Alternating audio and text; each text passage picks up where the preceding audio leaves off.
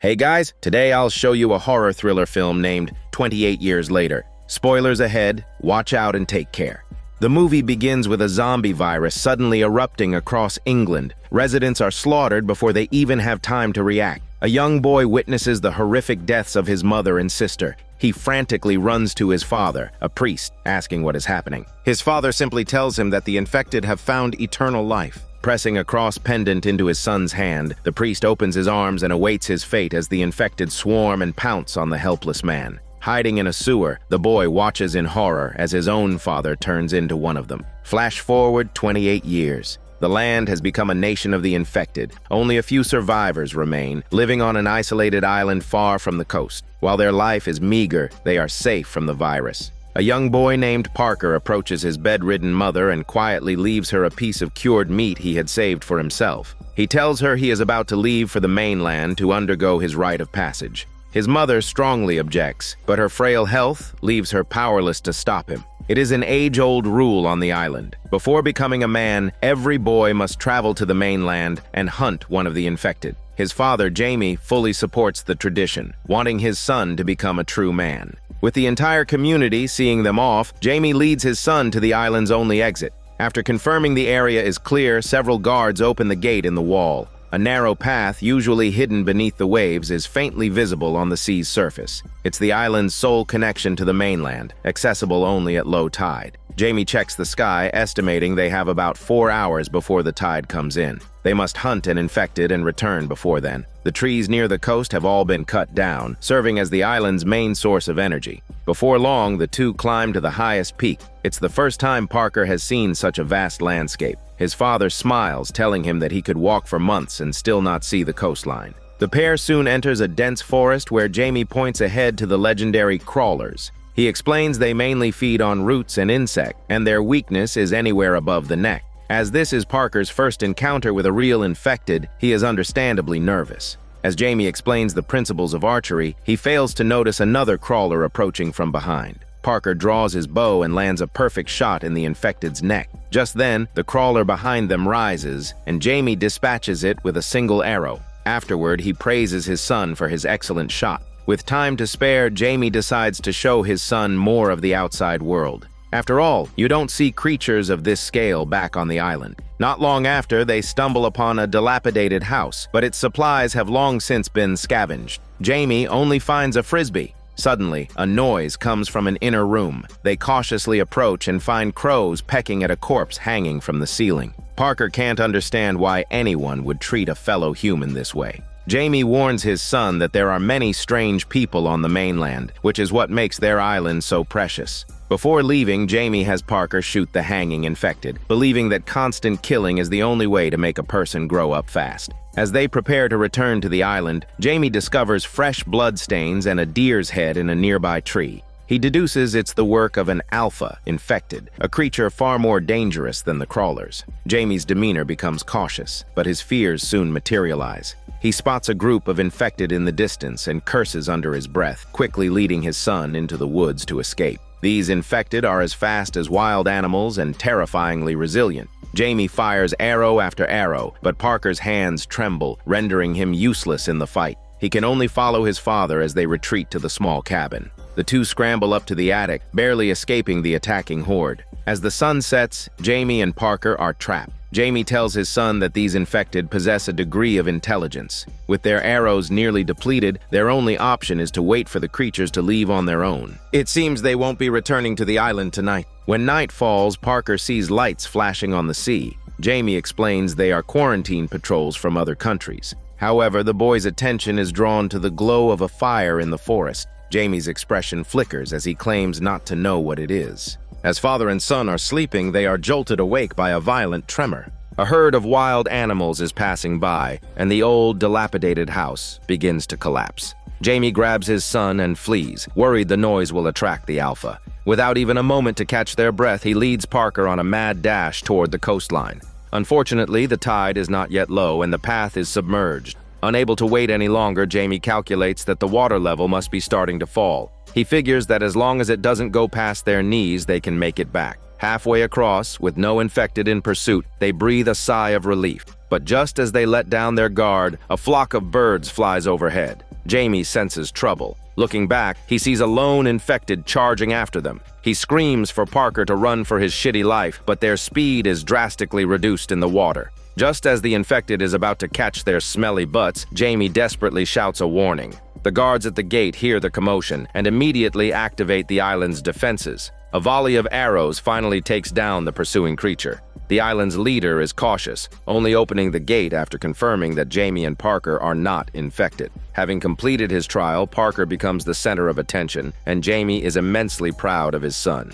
As the celebration winds down, Parker notices his father is gone. Searching outside, he finds his hormone-radiant father being intimate with the village beauty. The young boy is devastated and runs straight home. His grandfather is still awake, eager to hear about his grandson's adventure. Parker starts by describing the vast hills and the incredibly fast infected. But when he mentions the fire to the southwest of the forest, his grandfather's expression changes. He suggests the fire might have been lit by a madman who was once a renowned doctor in the area. Parker is confused, wondering why his father would hide the doctor's existence. The grandfather replies with a hint of fear that the man is strange, and that Jamie must have had his reasons for not mentioning him. But Parker can't let it go. The next day, when Jamie returns, he confronts him, asking why he hid the fact that there was a doctor. He asks if Jamie doesn't want to get his mother treated. Jamie quickly explains that the doctor is a madman. Years ago, while scavenging for food, he had followed a terrible stench and found a field filled with corpses. The doctor, for some unknown reason, was burning them one by one. Jamie concluded he was insane and never sought him out again. However, Parker has another suspicion. He thinks his father is intentionally waiting for his mother to die so he can be with the village beauty. Struck by the truth in his son's words, Jamie slaps him. Parker runs to his mother's side, crying like a giant baby, feeling that she is the only one in the world who truly loves him. He resolves that he cannot let her die from her illness, and a bold idea forms in his mind. Early the next morning, Parker secretly sets a cabin on fire. He then runs to the gatekeepers, frantically telling them to go put it out and that he will watch the gate. Just like that, he takes his mother and leaves the island, his goal being to find the doctor to cure her. His mother's illness is strange. She suffers from frequent fevers and intermittent periods of confusion. But when she is lucid, she is completely normal. Although furious at her son's reckless actions, she knows they can't go back now that the tide is high. She has no choice but to go with him to find the doctor. The first night following his father's teachings, Parker prepares to stay in an abandoned building. He tells his mother to rest while he keeps watch outside. But as midnight approaches, he accidentally falls asleep, snoring like a pig. A crawler slowly approaches. It first instinctively nibbles on his shoelace, then moves closer to his pig neck. The next moment, Parker wakes with a start, only to see an infected lying dead on the ground. He realizes his mother had killed it while he was asleep. The two continue toward the source of the smoke. His mother's delirious episodes become more frequent and closer together. Parker's eyes fill with deep worry, especially when she starts to get a nosebleed. As he is about to wipe it away, an infected suddenly appears in a rapeseed field. Parker immediately raises his bow and shoots, but the noise attracts even more of them. Mother and son are forced to flee for their lives. They finally reach a gas station, but the number of pursuing infected only grows. Parker forces open a door and they rush into a room filled with a pungent gas, but he has no time to care. As the infected break in, the two are quickly cornered. Just then, a skylight in the roof opens. A moment after they lie flat, the entire room is engulfed in flames. They have narrowly escaped death. Their savior is a foreign soldier, who explains that the room was filled with flammable gas as a trap for the infected. Hearing that they are looking for a doctor, the kind soldier decides to escort them. Parker is curious about his origins. The soldier explains he is from a Dutch quarantine unit. A few days ago, their Tesla boat capsized during a routine patrol. His squad was stranded on this land, and after several attacks, he is the sole survivor.